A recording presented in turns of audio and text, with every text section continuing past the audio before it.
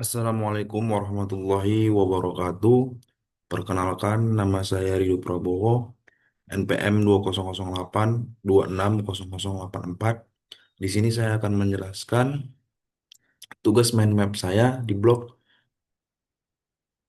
res- respirat respiration. Eh, Adapun judul mind map saya yaitu asma. Nah,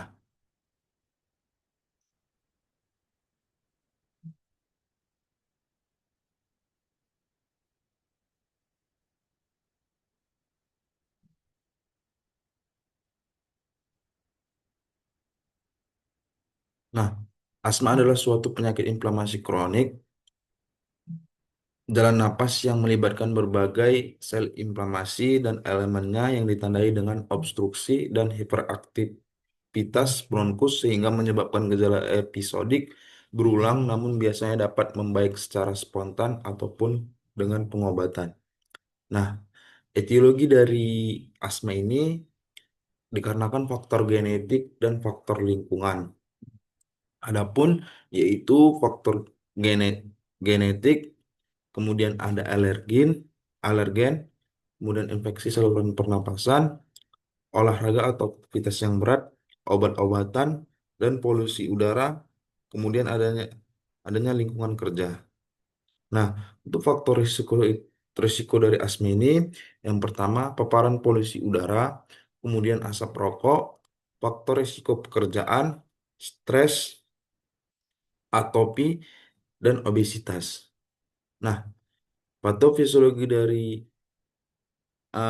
asma ini eh, pada reaksi alergi saluran napas, antibodi IgA berikatan dengan alergen dan menyebabkan degranulasi sel mas.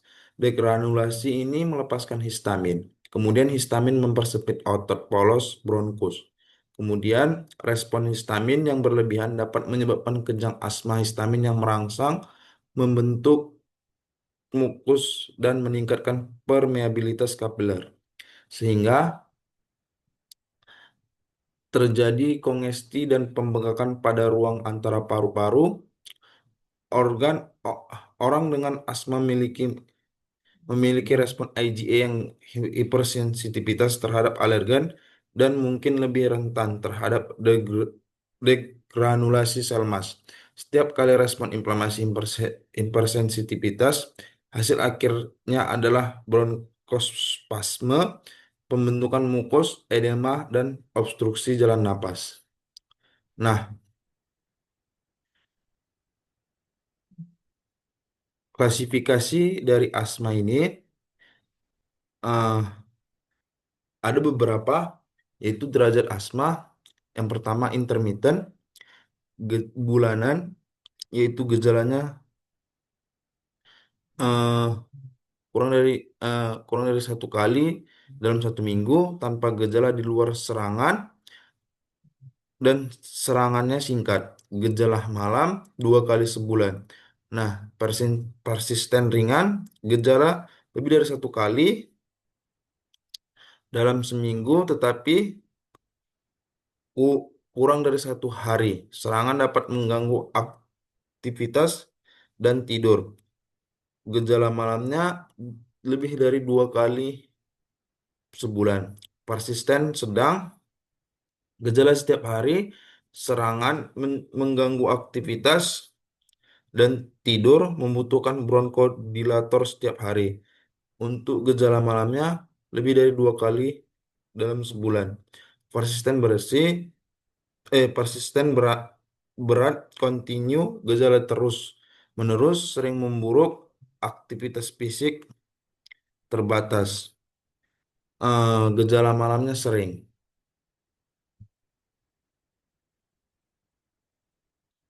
Kemudian untuk untuk cara menegakkan diagnosa dari asma ini, pertama anamnesis dan pempis. Yang pertama, batuk berulang, sesak napas, rasa berat di dada, napas berbunyi mengi, gejalanya sering memburuk malam hari atau menjelang pagi. Kemudian adanya riwayat asma dalam keluarga, riwayat alergi atau atopik, takipne, penggunaan otot bantu napas, kemudian waging ekspirasi, kadang inspirasi. Kemudian terdapat sianosis, suara napas yang menurun. Untuk pemeriksaan penunjangnya ada kultur dahak, analisa gas darah, fototoraks, dan pemeriksaan spirometri. Nah, adapun tata laksana dari asma yang pertama, eh, ada beberapa jenis. Yang pertama ada eh, Sabah short acting beta agonists, yaitu contoh obatnya salbutamol, albuterol, terbutalin. Kemudian laba long acting beta a- agonis, formoterol, sameterol. Kemudian ICS inhaler corticosteroid, budesonide, fluticasone. Kemudian OCS oral corticosteroid, prednisolon. Kemudian ada LAMA long acting muscarinic antagonis, yaitu tiotropium dan umeclidinium.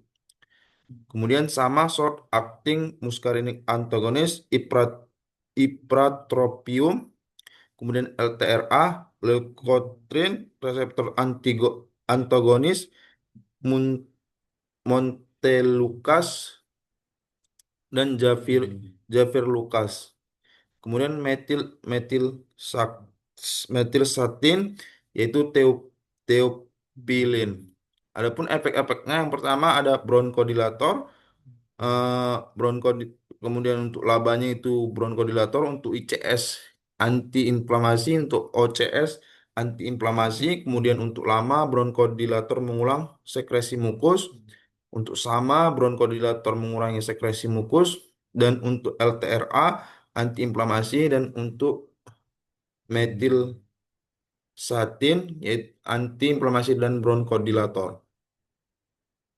Nah, diagnosis banding dari asma ini ada, yang pertama ada penyakit paru obstruktif atau PPOK, kemudian bronkitis kronik, gagal ginjal, gagal jantung, emboli paru, bronkiektasis. Adapun komplikasinya pneumotoraks, atelektasis, gagal napas, dan bronkitis. Untuk prognosis dari asma ini, yang pertama, eh, eh, prognosis asma dipengaruhi oleh respon terapi dan kepatuhan terapi, teknik penggunaan inhaler, dan derajat keparahan asma.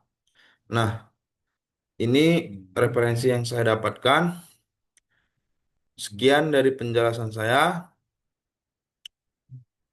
Bila ada salah kata, saya mohon maaf. Terima kasih. Saya akhiri. Wabillahi taufiq wal hidayah. Wassalamualaikum warahmatullahi wabarakatuh.